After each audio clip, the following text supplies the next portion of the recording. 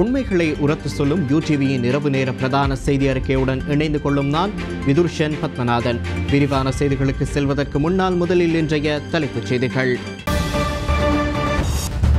6 மாதங்களுக்கு பின்னர் நீக்கப்பட்டது மாகாணங்களுக்கிடையிலான பயண தடை. மக்கள் தொடர்ந்தும் சுகாதார வழிகாட்டல்களை பின்பற்ற வேண்டும் என்கிறது சுகாதார பிரிவு. நாட்டில் தொடரும் சீரற்ற காலநிலையால் மக்களின் இயல்பு வாழ்க்கை பாதிப்பு. பூஸ்டர் தடுப்பூசி ஏற்றும் பணி நாளை முதல் ஆரம்பம். ஆகியவை எமது தலைப்புச் செய்திகள். இனி விரிவான செய்திகளில் முதலில் உள்நாட்டு செய்திகள்.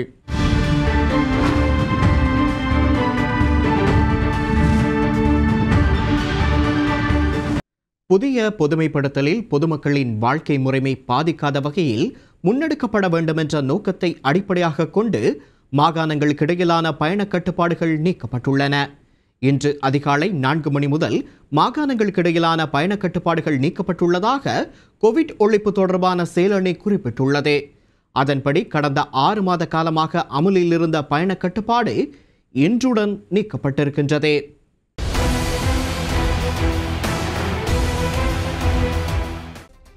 மாகாணங்களுக்கிடையிலான பயண கட்டுப்பாடுகள் நீக்கப்பட்டதன் பின்னர் மாகாணங்களுக்கிடையில் பேருந்து மற்றும் ரயில் சேவைகளை இயக்க திட்டமிடப்பட்டுள்ள நிலையில் நாளை தொடக்கம் இந்த போக்குவரத்து சேவைகளை செயற்படுத்த தீர்மானிக்கப்பட்டுள்ளது. எவ்வாறாயினும் பொது இடங்கள், விற்பனை நிலையங்கள், உணவகங்கள் உள்ளிட்ட மக்கள் அதிகமாக கூடும் இடங்களுக்கு செல்லும் போது தடுப்பூசி அட்டையினை கட்டாயப்படுத்துவது தொடர்பில் அரசாங்கம் கவனம் செலுத்தியுள்ளது. நாட்டு மக்கள் தொகையில் 70%மானவர்களுக்கு தடுப்பூசி செலுத்தப்பட்டுள்ள நிலையில் 30 வயதுக்கு மேற்பட்ட அனைவருக்கும் தடுப்பூசி செலுத்தப்பட்டுள்ளதாக சுகாதார அமைச்சு குறிப்பிட்டுள்ளது. எவ்வாறாயினும் மாகாணங்களுக்கிடையிலான பயண கட்டுப்பாடுகள் நீக்கப்பட்டாலும் பொதுமக்கள் சுகாதார வழிகாட்டுதல்களை கடைபிடிக்க வேண்டியது கட்டாயமாகும் என சுகாதார சேவைகள் பணிப்பாளர் நாயகம் விசேட வைத்திய நிபுணர் அசேல குணவர்த்தன குறிப்பிட்டுள்ளார். நாட்டில் நேற்றைய நாளில் 1,16,151 பேருக்கு கோவிட் தடுப்பூசிகள் செலுத்தப்பட்டுள்ளன. இதற்கமைய 61,713 பேருக்கு ஃபைசர் முதலாம் தடுப்பூசியும் 1,889 பேருக்கு இரண்டாம் தடுப்பூசியும் செலுத்தப்பட்டதாக தொற்றுநோய் விஞ்ஞான பிரிவு தெரிவித்துள்ளது. 7,330 பேருக்கு சைனோஃபார்ம் முதலாம் தடுப்பூசியும் 38,640 பேருக்கு இரண்டாம் தடுப்பூசியும் செலுத்தப்பட்டன. 3,125 பேருக்கு அஸ்ட்ராசெனகா இரண்டாம் தடுப்பூசியும் 3,390 பேருக்கு மொடர்னா இரண்டாம் தடுப்பூசியும் செலுத்தப்பட்டன. ஸ்புட்னிக் வி இரண்டாம் தடுப்பூசி 57 பேருக்கும் செலுத்தப்பட்டதாக தொற்றுநோய் விஞ்ஞான பிரிவு தெரிவித்துள்ளது. கடந்த 24 மணித்தியாலத்தில் கொரோனா தொற்று உறுதிப்படுத்தப்பட்டவர்களின் எண்ணிக்கை 556 உயர்வடைந்துள்ளது. இதற்கமைய நாட்டில் கொரோனா தொற்று உறுதிப்படுத்தப்பட்டவர்களின் மொத்த எண்ணிக்கை 5,40,531 அதிகரித்துள்ளது. இவர்களில் 14,325 பேர் சிகிச்சை நிலையங்களில் சிகிச்சை பெற்று வருகின்றனர். இதேவேளை கொரோனா தொற்றால் பாதிக்கப்பட்ட மேலும் 316 பேர் இன்று குணமடைந்துள்ளனர். அதன்படி நாட்டில் கொரோனா தொற்றில் இருந்து குணமடைந்தவர்களின் மொத்த எண்ணிக்கை 5,12,481 அதிகரித்துள்ளது. நாட்டில் பதிவான கோவிட் மரணங்களின் மொத்த எண்ணிக்கை 13,725 அதிகரித்துள்ளது. மேல் மாகாணத்தில் சுகாதார அறிவுறுத்தல்களை பின்பற்றாமல் யாசகத்தில் ஈடுபடுபவர்களை பரிசோதித்து அவர்களுக்கு கோவிட் தடுப்பூசி செலுத்துவதற்கு வழிகாட்டும் விசேட வேலை திட்டம் ஒன்று நேற்று ஆரம்பிக்கப்பட்டது. மேல் மாகாண சிரேஷ்ட பிரதி காவல்துறை மா அதிபரின் அறிவுறுத்தலுக்கு அமைய நேற்று காலை 9 மணி முதல் மாலை 4 மணி வரை மேற்கொள்ளப்பட்ட விசேட நடவடிக்கையின் போது 541 யாசகர்கள் பரிசோதிக்கப்பட்டதுடன் அதில் ஒரு தடுப்பூசி கூட செலுத்திக் கொள்ளாத 77 யாசகர்கள் அடையாளம் காணப்பட்டுள்ளனர். அதற்கமைய அவர்களில் 22 பேருக்கு நேற்று கோவிட் தடுப்பூசி செலுத்தப்பட்டதுடன் ஏனைய 55 பேருக்கும் விரைவில் தடுப்பூசி செலுத்தப்படும் என மேல் மாகாண சிரேஷ்ட பிரதி போலீஸ் மா அதிபர் அலுவலகம் அறிவித்துள்ளது. බූස්ටර් ඩෝස් එක ලබා දෙන්නේ තමන්ගේ දෙවන මාත්‍රාව අරගෙන මාස 6කට පසුව. சுகாதார தரப்பினர் உள்ளிட்ட முன்வரிசை சேவையாளர்களுக்கு 3வது தடுப்பூசி செலுத்தும் நடவடிக்கை நாளை முதல் ஆரம்பிக்கப்பட உள்ளது. நாளை முதல் 3வது தடுப்பூசி வழங்குவதற்கான அனைத்து ஏற்பாடுகளும் மேற்கொள்ளப்பட்டுள்ளதாக சுகாதார அமைச்சர் கஹலிய ரமுக்வெல தெரிவித்துள்ளார். சுகாதார அமைச்சில் அண்மையில் நடைபெற்ற ஊடகவியலாளர் சந்திப்பின் போது அவர் இதனை தெரிவித்தார். அதற்கமைய 3வது தடுப்பூசி செலுத்தும் பணி நாளை முதல் ஆரம்பிக்கப்பட உள்ளதுடன் இதன்போது சுகாதாரம், பாதுகாப்பு மற்றும் சுற்றுலா துறைகளில் பணியாற்றுபவர்களுக்கு முன்னுரிமை அளிக்கப்படும் என சுகாதார அமைச்சர் தெரிவித்துள்ளார். இந்த திட்டத்தை ஆரம்பிப்பதற்காக 1 மில்லியன் ஃபைசர் தடுப்பூசிகள் கிடைக்கப்பெற்றுள்ளதாகவும் வாரந்தோறும் 4 லட்சம் தடுப்பூசிகள் இலங்கையை வந்தடைய உள்ளதாகவும் அவர் மேலும் தெரிவித்தார். අවුරුදු 20ට වැඩි සියලුම අයට අපි බූස්ටර් ඩෝස් එකක් ලබා දෙන්න බලාපොරොත්තු වෙනවා. බූස්ටර් ඩෝස් එක දෙන්නේ ෆයිසර් වැක්සින් එක මාත්‍රාවයි ලබා දෙන්නේ. நாடளாவிய ரீதியில் பெய்து வரும் பலத்த மழை காரணமாக பொதுமக்களின் நாளாந்த நடவடிக்கைகள் பெரிதும் பாதிக்கப்பட்டுள்ளன.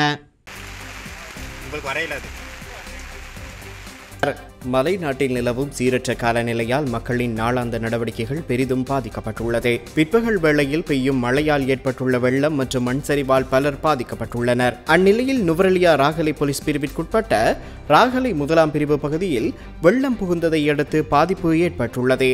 கடந்த சில நாட்களாக பெய்த மழையினால் இந்த சம்பவம் இடம்பெற்றுள்ளது. இதில் 7 குடும்பங்களைச் சேர்ந்த 22 பேர் பாதிக்கப்பட்டுள்ளனர். இச்சம்பவத்தில் வீடுகளின் கூரைகள் பாதிக்கப்பட்டுள்ளதுடன் வீடுகளின் தளபாடங்கள் மற்றும் பொருட்களும் பாதிக்கப்பட்டுள்ளது. அதேவேளையில் பாதிக்கப்பட்டவர்களை தோட்ட நிர்வாகத்தின் அதிகாரிகள் பார்வையிட்டுள்ளதோடு சம்பவம் தொடர்பில் இப்பகுதி கிராம சேவகரோடாக ராகலை போலீசார் மற்றும் மாவட்ட இடர் முகாமைத்துவ மத்திய நிலையம், தேசிய கட்டிட ஆராய்ச்சி நிலைய அதிகாரிகள் ஆகியோரின் கவனத்திற்கு கொண்டு வரப்பட்டுள்ளது. தோட்ட சிறுவர் பராமரிப்பு நிலையத்தில் பாதுகாப்பு கருதி தங்க வைக்கப்பட்டுள்ளனர். இவர்களுக்கான நிவாரண உதவிகளை நுவரெலியா பிரதேச சபையினூடாக மேற்கொள்ள நடவடிக்கைகள் எடுக்கப்பட்டுள்ளதாக பிரதேச சபை தவிசாளர் தெரிவித்தார். அத்தோடு இந்த பகுதியில் தொடர்ச்சியாக இவ்வாறான நிலைமையே காணப்படுவதாகவும் குடியிருப்பாளர்கள் அச்சம் தெரிவிக்கின்றனர். எனவே உடனடியாக சம்பந்தப்பட்ட அதிகாரிகள் இதற்கு உரிய நடவடிக்கைகள் எடுக்க வேண்டும் என குடியிருப்பாளர்கள் கோரிக்கை விடுக்கின்றனர்.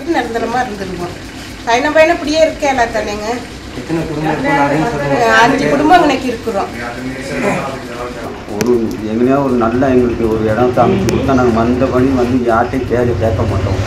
எங்களுக்கு கேட்குற வைக்கிறது தூரமார்களோ இவங்கெல்லாம் தான் கேட்க வைக்கிறாங்க. நாடளாவிய ரீதியில் தற்போது பெய்து கொண்டிருக்கும் மழை காரணமாக கிண்ணியாவின் புளியடிக்குடா, பக்கிரான் வெட்டை, வன்னியனார், மடுவயல் பிரதேசங்களில் வெள்ளப்பெருக்கு ஏற்பட்டு வீதிகளும் வயல் நிலங்களும் அணைக்கட்டுகளும் சேதமடைந்து அழிந்து கொண்டிருப்பதாக விவசாயிகள் கவலை தெரிவிக்கின்றனர். இந்த மழையின் காரணமாக எங்களுடைய வயல் நிலங்கள், வீதிகள் எல்லாம் பாதிப்படைந்து தற்போது எங்களுடைய விவசாய நிலங்கள் எல்லாம் அமர்ந்து காணப்படுகின்றன. இதே நேரத்திலே நாங்கள் ஒவ்வொரு முறையும் மழை பெய்யுகின்ற போது இவ்வாறான அழிவுகளுக்கு முகம் கொடுத்து கொண்டிருக்கின்றோம். பல முறை எங்களுடைய அதிகாரிகள், அரசியல்வாதிகளிடத்திலே கேட்டும் இதை அமைத்து தரவில்லை. பாருங்கள், எங்களுடைய விவசாயிகள் உயிரை துச்சமாக மதித்து சுமார் 11 அடி 12 அடி உயரமான நீரிலே இருந்து கொண்டு தற்போது போராடி கொண்டிருக்கின்றார்கள்.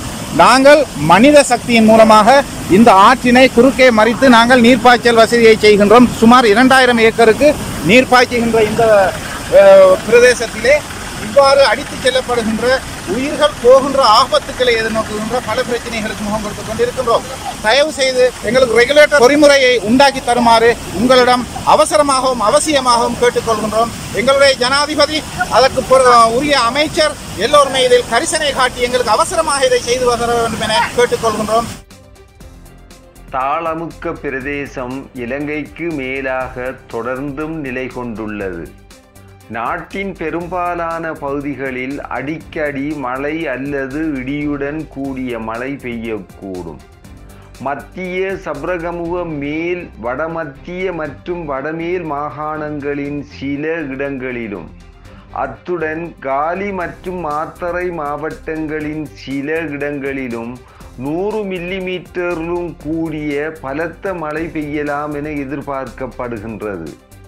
ஏனைய பிரதேசங்களின் சில இடங்களில் 50 மில்லிமீட்டரிலும் கூடிய ஓரளவு பலத்த மழை பெய்யக்கூடும். பலத்த காற்றும் மின்னல் தாக்கங்களும் ஏற்படக்கூடிய சந்தர்ப்பங்களில் பொதுமக்கள் அவதானத்துடன் செயற்படுமாறு கேட்டுக்கொள்ளப்படுகின்றனர். கடல் பிராந்தியங்களை பொறுத்தவரையில் தாளமுக்க பிரதேசத்தின் தாக்கத்தின் காரணமாக நாட்டை சூழவுள்ள கடல் பிராந்தியங்களில் காற்றும் மழையுடனான வானிலையும் தொடரக்கூடும் என எதிர்பார்க்கப்படுகின்றது. நாட்டை சூழவுள்ள கடற்பிராந்தியங்களின் பல இடங்களில் மழை அல்லது இடியுடன் கூடிய மழை பெய்யக்கூடும். காங்கேசன்துறை தொடக்கம் புத்தளம், கொழும்பு, காலி, ஹம்பாந்தோட்டை ஊடாக பொத்துவில் வரையான கடல் பிராந்தியங்களில் மணித்தியாலத்துக்கு 50 முதல் 55 கிலோமீட்டரிலும் கூடிய வேகத்தில் அடிக்கடி காற்று அதிகரித்து வீசக்கூடும். இவ்வாறான சந்தர்ப்பங்களில் கடல் பிராந்தியங்கள் கொந்தளிப்பாக காணப்படும். ஆனால் இடியுடன் கூடிய மழை பெய்கின்ற சந்தர்ப்பங்களில் தற்காலிகமாக பலத்த காற்று வீசுவதுடன் அவ்வேளைகளில் கடல் பிராந்தியங்கள் மிகவும் கொந்தளிப்பான நிலையில் காணப்படும். ஆகையினால் கடலுக்கு செல்லும் மீனவர்களும் கடல்சார் ஊழியர்களும் அவதானத்துடன் கடற்தொழில் நடவடிக்கைகளில் ஈடுபடுமாறு கேட்டுக்கொள்ளப்படுகின்றனர். மன்னார் மாவட்டத்திற்கு நேற்று மாலை விஜயம் செய்த நாடாளுமன்ற உறுப்பினர் ரிஷாட் பதியுதீனை அவரின் ஆதரவாளர்கள் வரவேற்றனர். கடந்த 6 மாதங்களாக தடுத்து வைக்கப்பட்டிருந்த நாடாளுமன்ற உறுப்பினர் ரிஷாட் பதியுதீன் அண்மையில் பிணையில் விடுவிக்கப்பட்டிருந்தமை குறிப்பிடத்தக்கது.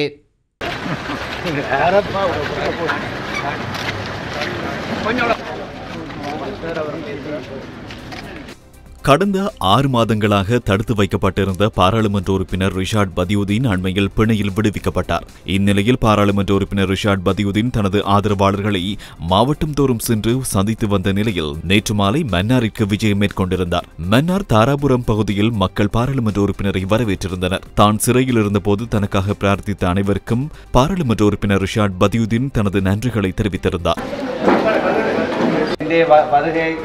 உங்களுக்கு தெரியும், உங்களை எல்லாம் பார்க்க வேண்டும் என்பதற்காக நிறைய பேர் இதில் வந்து அழுதிங்க, கட்டி பிடிச்சி அழுதி. அந்த அளவுக்கு உங்களுக்கு என்னுடைய வேதனையில் நீங்கள் பங்கு கொண்டிருக்கிறீங்க என்பதை நான் உணர்ந்து தவறு செய்யாமல் ஒரு மனிதரை 5-6 மாதங்கள் 6 மாதங்கள் அடைப்பது என்பது ஒவ்வொரு நாளும் ஒவ்வொரு புது கதைகளும் ஊடகங்களினூடாக தெரியப்படுத்தி எந்த அளவுக்கு மானசீகமாக ஒரு மகிழ்த்த முடியும் என்று செய்யப்பட்ட சதியை எல்லாரும் நீங்கள் அறிந்திருப்பீங்க. அந்த வகையில் உங்களுடைய பிரார்த்தனைகள், அது முஸ்லிம்களாக இருக்கலாம், இந்துக்களாக இருக்கலாம், கத்தோலிக்கர்களாக இருக்கலாம், ஒரு சில பௌத்த சகோதரர்கள் எல்லோரும் எனது விடுதலைக்காக பிரார்த்தனை செய்திருக்கிறார்கள் என்பதை நான் வெளியே வந்த பிறகு நான் கண்டுகொண்டேன். நேற்று நான் வருகின்ற பொழுது வவுனியாவிலே சகோதரர் ஜெயதிலக் அவர்களுடைய வீட்டிலே சிங்கள சகோதரர்கள் என்னை கண்டு அழுது அவருடைய வேதனையை நாங்கள் ஒவ்வொரு நாளும் எப்பொழுது வெளியே வருவீர்கள் என்று எதிர்பார்த்து கொண்டிருந்தோம், செய்திகளை கேட்டுக்கொண்டிருந்தோம் என்று சொன்னார். அதே போல் இன்று நான் முல்லைத்தீவுக்கு சென்ற பொழுது இந்துக்கள், அதிகமான இந்துக்கள், ஒரு சில கத்தோலிக்க சகோதரர்கள்,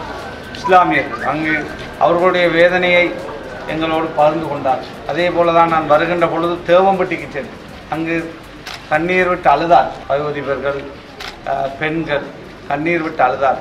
அதே போல் இங்கு வருகின்ற பொழுதும் பௌத்த மதகுரு அவர் என்னுடைய கரத்தை பிடித்து அவரும் கண் கலங்கினார். இதெல்லாம் உறவு ரீதியானதல்ல, இது இறைவன் எங்களுடைய உள்ளங்களை எல்லாம் ஒன்றுபடுத்தியதன் ஊடாகத்தான் இது இங்கு ஏற்படுத்தப்பட்டது. 2 வருடங்கள் இந்த ஆட்சியாளர்கள் ஆட்சிக்கு வந்து இன்று ஊடகங்களை திறக்கின்ற பொழுது என்ன நடக்கிறது என்று உங்களுக்கு தெரியும். இந்த 2 வருட காலத்துக்குள்ளே என்னுடைய ஒரு சகோதரரை ஏற்கனவே 5.5 மாதம் அவரை சிறையிலே அடைத்துவிட்டு எந்த ஒரு குற்றமும் இல்லை என்று அவரை விடுதலை செய்தார்கள் நீதிமன்றத்தின் ஊடாக.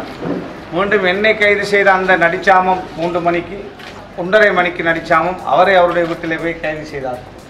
2 பேருக்கும் ஒரே குற்றச்சாட்டை தான் சுமத்தி 2 பேரையும் அரெஸ்ட் பண்ணினார். எனக்கு விடுதலை கிடைத்தாலும் என்னுடைய தம்பி இன்னும் விடுதலை செய்யப்படவில்லை. அதே போல் ஹிஜாஸ், ஹிஸ்புல்லா, இப்படி பலர் இருக்கிறார் சிறையிலே. அதே போல் அப்பாவி தமிழ் இளைஞர் நான் கண்ணால் கண்டேன். கிளிநொச்சியிலே உள்ள 22 வயது, 23 வயது, 21 வயது தமிழ் இளைஞர்கள் சின்ன சின்ன காரணங்களுக்காக ஃபேஸ்புக்கிலே எதையோ போட்டார்கள் என்பதற்காக அல்லது சோசியல் ஊடகங்களிலே ஏதாவது எழுதினார்கள் என்பதற்காக அல்லது சில வாட்ஸ்அப் குரூப்பில் இருந்தார்கள் என்பதற்காக கைது செய்யப்பட்டு 1.5 வருஷம் 2 வருஷம் அநியாயமாக பயங்கரவாத தடுப்பு சட்டத்துக்கிலே தமிழ் இளைஞர்களும் இருக்கிறார்கள். அதே போல் முஸ்லீம் இளைஞர்கள் சஹ்ரானை வாழ்நாளிலே கண்ணாலே காணாதவர்கள் கூட அல்லது ஃபேஸ்புக்கில் அது இதை ஷேர் பண்ணினதற்காக பலர் சிறையில் இருக்கிறார். எல்லாருடைய விடுதலைக்காக நீங்கள் எல்லோரும், உண்மையானவர்களுடைய விடுதலைக்காக, அநியாயமாக கைது செய்யப்பட்ட விடுதலைக்காக நீங்கள் எல்லோரும் பிரார்த்தனை செய்து கொள்ளுங்கள். உங்களுடைய பிரார்த்தனைகளினால் இறைவன் செய்த உதவியால் தான் இன்று உங்கள் முன்னால் வந்து பேசக்கூடிய வாய்ப்பு எனக்கு கிடைத்திருக்கிறது. ஜனாதிபதி கோட்டாபய ராஜபக்ஷவின் சௌபாக்கியத்திற்கான இலக்கு எனும் கொள்கை பிரகடனத்துக்கு அமைய அனைவருக்கும் சுத்தமான குடிநீர் திட்டத்திற்கான அடிக்கல் நாட்டும் நிகழ்வுகள் நேற்று மன்னார் மாவட்டத்தில் இடம்பெற்றன.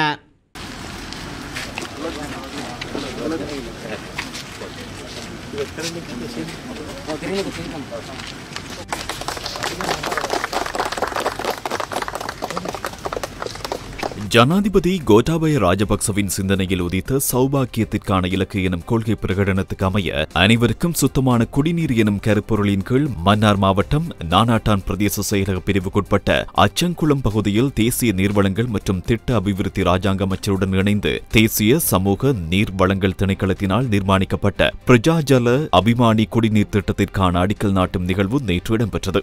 நீர்வளங்கள் மற்றும் திட்ட அபிவிருத்தி ராஜாங்க அமைச்சர் சனத் நிஷாந்த மற்றும் வன்னி மாவட்ட நாடாளுமன்ற உறுப்பினரும் மாவட்ட அபிவிருத்தி குழு தலைவருமான காதர் மஸ்தான் ஆகியோரும் இந்நிகழ்வில் கலந்து கொண்டனர். இந்த நிகழ்வின் போது மன்னார் மாவட்ட அரசாங்க அதிபர் திருமதி ஏ ஸ்டான்லி டிமேல், நானாட்டான் பிரதேச செயலக பிரதேச செயலாளர் மாணிக்க வாசகர் ஸ்ரீஸ்கந்தராஜா, ராஜாங்க அமைச்சின் செயலாளர்கள் மற்றும் நானாட்டான் பிரதேச சபை உதவி தவிசாளர் அச்சங்குளம் ஆலயத்தின் பங்கு தந்தை உள்ளிட்ட பொது அமைப்புகளின் பிரதிநிதிகள் பலரும் கலந்து கொண்டனர்.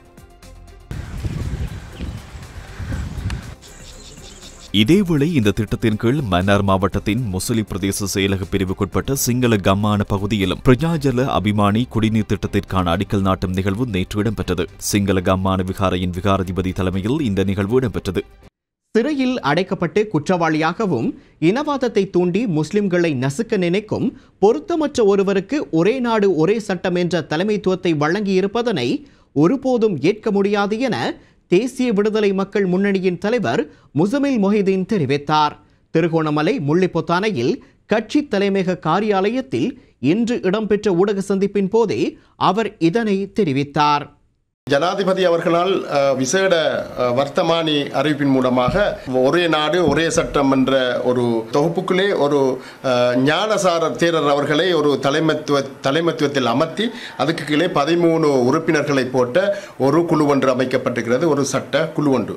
அதாவது இந்த சட்ட குழுவிலே ஞானசார தேரர் ஒரு தலைவராக இந்த சட்டக்குழுவிற்கு அனுமதிக்கப்பட்டதை ஒருபோதும் நாங்கள் ஏற்றுக்கொள்ள மாட்டோம். இவர் இந்த சட்டத்தை மீறி சட்டத்திலே இவர் ஒரு குற்றவாளி என்று சிறைபிடிக்கப்பட்டிருந்தவர். நீதிமன்றம் குற்றவாளி என்று தீர்க்கப்பட்ட ஒருத்தர் பொது மன்னிப்பு என்ற பெயரிலே வெளியிலே வந்து மேலும் இவர் ஒரு இனவாத தூண்டல்களுக்கு ஒரு முக்கிய காரணகர்த்தாக இருந்து வருகின்றார். இந்த கட்டத்திலே இவர் தொடர்ச்சியாக இந்த நாட்டிலேயும் சர்வதேச ரீதியிலேயும் முஸ்லிம்களை நசுக்கும் ஒரு இன ரீதியான ஒரு பண்பாட்டை கொண்டவர் இந்த ஞானசார தேரர். 4 முஸ்லிம்களின் பெயர்கள் இங்கு தெளிவுபடுத்தப்பட்டுகின்றன. அந்த 4ம் கடைசியிலே வருகின்றது. இந்த நாளிலே ஒரு மௌலவி இருக்கின்றார், முகமது மௌலவி. உலமா கட்சி உலமா கவுன்சில் காலி என்று சொல்லி, அந்த உலமா கவுன்சில் காலி என்ற இந்த இது எங்கே எப்போது நிர்ணயிக்கப்பட்டது, இந்த முகமது மௌலவி என்றவர் யார் என்பது கூட எங்களுக்கு தெரியாமல் இருக்கின்றது. அதாவது அடுத்தது போக முகமது இஸ்திகான் ஒரு விரிவுரையாளர் என்று போட்டிருக்கிறார். அவர் எந்த பல்கலைக்கழகத்திலே எப்படி விரிவுரை செய்கின்றார் என்றெல்லாம் எங்களுக்கு ஒரு விளக்கமே தெரியாது. இலங்கை முஸ்லிம்களுக்கு எந்த விதத்திலும் அறிமுகம் இல்லாத இந்த 4 பேர்களை இங்கு நாமம் சுட்டப்பட்டிருக்கிறது. கலீலுர் ரஹ்மான் என்பது யாரு எவர் என்றது எங்கள் சமூகத்துக்கும் தெரியாது, இந்த நாட்டுக்குமே தெரியாது. அசீஸ் நிசார்தீன் என்பவர் விசேஷ வர்த்தமானி மூலமாக அறிவிக்கப்பட்ட இந்த குழுவிலே இந்த இடம்பெற்றிருக்கின்ற இந்த 4 முஸ்லிம்களும் யார் என்பதை வெளிப்படையாக அரசாங்கம் அல்லது இவர்களை தெரிந்தவர்கள் வெளிப்படுத்த வேண்டும். இது சார்பாக நாங்கள் இந்த வரைவை ஏற்றுக்கொள்ள முடியாது. நிச்சயமாக இந்த வரைவு ஒரு திட்டமிட்ட ஒரு முஸ்லிம்களை நசுக்கக்கூடிய ஒரு வரைவாகத்தான் இருக்கும் என்று நாங்கள் ஊகிக்கின்றோம். ஏனென்றால் இந்த குழுவின் தலைவர் ஞானசாரர் ஏற்கனவே தொடர்ச்சியாக விடாமுயற்சியிலே முஸ்லிம்களை நசுக்கும், சிறுபான்மையை நசுக்கும் திட்டத்திலே ஈடுபட்டு வருகின்ற ஒரு திட்டவாதி என்பதை நாங்கள் கூற வேண்டிய அவசியம் இல்லை. இந்த நாட்டு மக்கள், சர்வதேச மக்கள், சிங்களம், தமிழ், முஸ்லிம்கள் அனைவரும் தெரிஞ்ச உண்மை. பருத்தித்துறை போலீசாரால் வடக்கின் வசந்தம் திட்டத்தின் கீழ் மக்களுடன் இணைந்து இன்று பருத்தித்துறை ஆதார வைத்தியசாலையில் சிரமதான பணி முன்னெடுக்கப்பட்டது. இதேவேளை மட்டக்களப்பு மாவட்டம் பந்தாரமுலை, சித்தாண்டி பிரதேசங்களில் உள்ள கல்வி பொதுத்தராதர சாதாரண தரத்தில் சித்தியடைந்த மாணவர்களுக்கு ஊக்குவிப்பு கொடுப்பனவு வழங்கும் நிகழ்வு நேற்று இடம்பெற்றது.